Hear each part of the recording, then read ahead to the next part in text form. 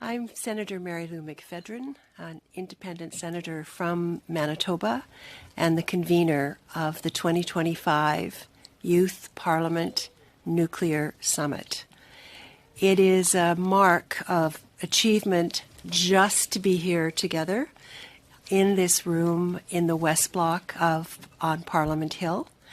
And I wanted to make a note that we were uncertain how many people would actually be able to come. As probably most people online now know, Ottawa is in the grips of quite a fierce snowstorm. So we are so grateful for the fact that many of the students and teachers that had to travel from outside Ontario to actually be here today are here in the room with us because they made it in before the storm started last night. And we have representatives of the co-host organizations, some who are able to make it and also traveled. And for those of you who are joining us online, either because you planned all along to be with us or because it was just impossible for you to be able to make the trip in the midst of this storm, we equally welcome you, and we are very much looking forward to the contributions that come online as well as in person. It is a great pleasure to have another tenacious and resilient senator, also from Manitoba, Senator Flordeliz Gigi Osler, with me here to offer welcoming remarks. And I want to begin by acknowledging that we are here on the lands of the First Nations, the Anishinaabe and the Algonquin peoples, and it is unsurrendered, unceded territory. So every parliamentarian, every aspect of the Parliament of Canada is thanks to the generosity of the First Nations who allow us to be here. And I also want to give a big thank you to the co-hosts for this summit. We have a combination of civil society co-hosts. We have an intergenerational, significant and impressive list of co-chairs. And we also have co-sponsors, parliamentarians, who have stepped up to host today, most of whom will be joining us online. And I'll just quickly summarize. We have Reverse the Trend, Save Our People, Save Our Planet, the Canada chapter, the Nuclear Age Peace Foundation, ICAN, the international campaign to abolish nuclear weapons, IPPNWC, which is the International Physicians for the Prevention of Nuclear War, the Canada chapter, the Manitoba Association for Rights and Liberties, the Simons Foundation Canada, Project Plowshares, Minds Action Canada, Canadian Voice of Women for Peace, and Canadians for our Nuclear Weapons Convention, the Youth Nuclear Peace Summit of Manitoba, and O Kanata. And for our intergenerational co-chairs, the Honourable Douglas Roche, who served as the Ambassador for Disarmament for Canada before that position was ended, Elder Claudette Commanda, who is the Chancellor of the University of Ottawa, Dr. Jennifer Simons, Jim Cressy, who is the Publisher Emeritus of the Hill Times, Marnie Cuff-Eisenbart, who is with the Canadian Voice of Women for Peace. Marnie, I think you're the first one that's in the room with us. Cesar Yamamilo, the Executive Director of Project Plowshares, Peyton Pitawanakwat of the Mississauga First Nation, Leah Holla, who also is with us in person for the International Physicians for the Prevention of Nuclear War Canada, Sarah Rollader from the University of British Columbia, Rose Ali, who is online with us from the University of Toronto, Justin Langan, who is with O Canada, who is in the room with us, and Jayden Paquet-Noiseux from the University of Ottawa, and Landon Sanderson from Windsor Park Collegiate in Winnipeg, who's also with us in person. And if I may now ask for Senator Osler to say some words of welcome, and then I will turn this over to both Peyton and Jayden to take us further. Do you want me up there? Sure.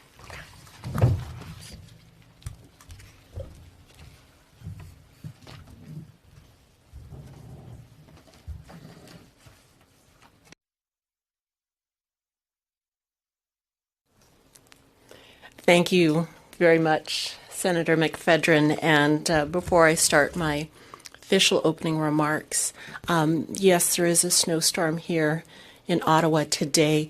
And I know there are some Manitobans in the room and online. So put up your hand if you're from Manitoba. So, you know, I was at an event last night and they were calling today Snowmageddon. You know, Manitoba, we would call this Thursday. Good morning, everyone. Bonjour à toutes et à tous. Je m'appelle Senatrice Flordeliz Gigi Osler, Senatrice du Manitoba. My pronouns are she, her. And I also am delighted to say that we are gathering here today on the traditional unceded and unsurrendered territory of the Anishinaabe Algonquin Nation, which is now home to many diverse First Nations, Inuit, and Métis peoples.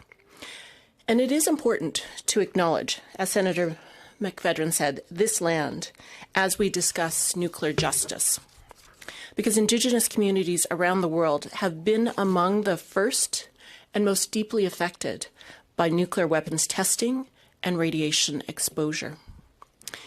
I also want to thank the organizers and the many young leaders who made this summit possible.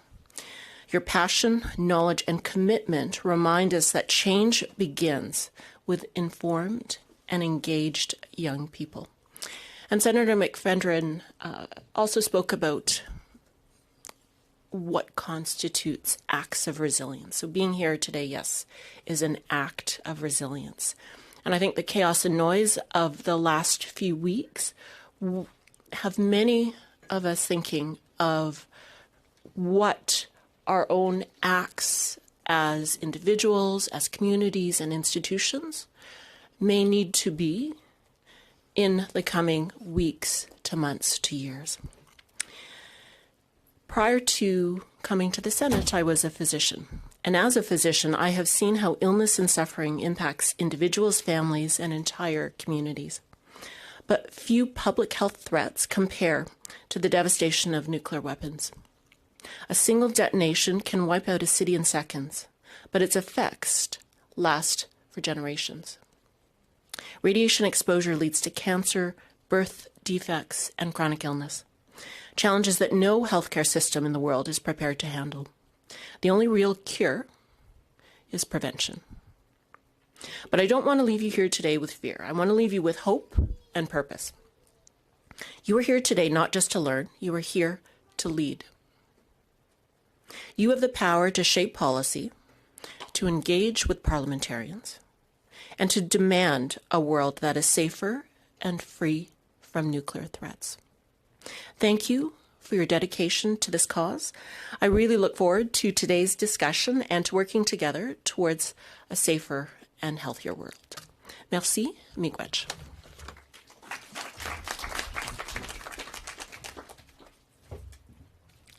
And I'd now like to turn this over to Jayden, followed by Peyton.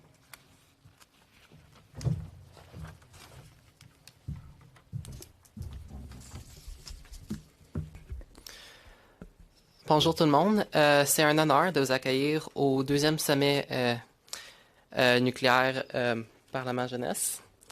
On est des jeunes et des parlementaires. On s'est réunis aujourd'hui pour engager sur un dialogue critique sur l'un des enjeux les plus urgents de notre époque, le désarmement nucléaire. À l'heure où le monde fait face à des nouvelles tensions nucléaires, nous, en tant que jeunes, croyons que le Canada doit prendre une responsabilité morale et stratégique de mener les efforts mondiaux vers un avenir sans armes nucléaires. Les Canadiens appuient massivement une action plus vigoureuse en matière de désarmement nucléaire. Et aujourd'hui, nous demandons au Parlement de réaffirmer la longue tradition de consolidation de la paix et diplomatique de notre pays. C'est pourquoi nous adressons 5 demandes clés qui sont dans la lettre qui est à votre table. À travers la journée, on vous invite à la lire, à refléter dessus. On encourage la participation du Canada à la 3e réunion des États partis au traité d'interdiction aux armes nucléaires, à signer l'engagement parlementaire de la campagne internationale sur l'abolition des armes nucléaires, à soutenir les initiatives internationales d'aide aux victimes et de rémédiation environnementale, d'encourager l'adhésion du Canada à tous traités internationaux pertinents sur le nucléaire, y compris le tien, et établir un dialogue ouvert et transparent avec la société civile sur la politique nucléaire du Canada. En prenant ces mesures, le Canada peut reprendre son rôle de leader mondial en matière de paix et sécurité. Les discussions d'aujourd'hui ne portent pas uniquement sur les politiques, mais l'avenir que nous voulons créer. Il faut travailler ensemble pour faire du désarmement nucléaire une réalité. Chimigwech, merci beaucoup.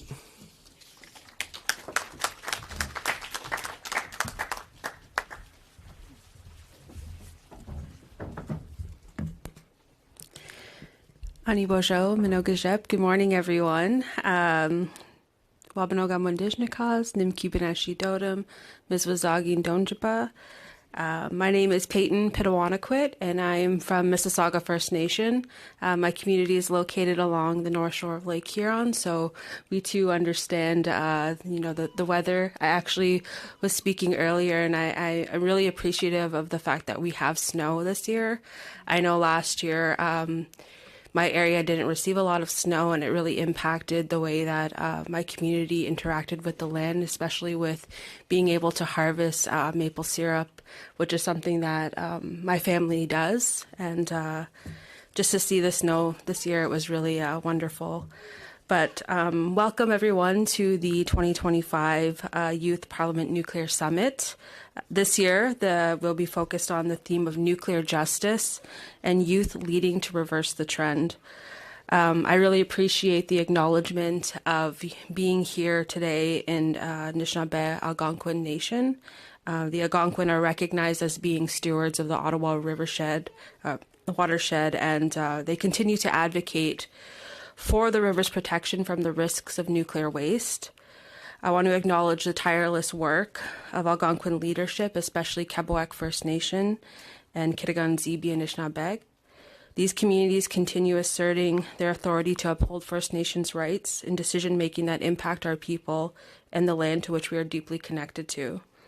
So with that being said, I do want to introduce a very important guest. She is an Algonquin Anishinaabe from Kitigan Zibi, and has dedicated the last 35 years to promoting First Nations people's history, culture, and rights through various capacities as a University of Ottawa student, professor, member, and chair of the Aboriginal Education Council. And we are very grateful to have her join us today virtually. Please know that we do have tobacco here that we would have liked to offer you, but I will take this tobacco and ensure that I do offer it outside. So I do want to welcome Elder Knowledge Keeper Claudette Commanda Miigwech.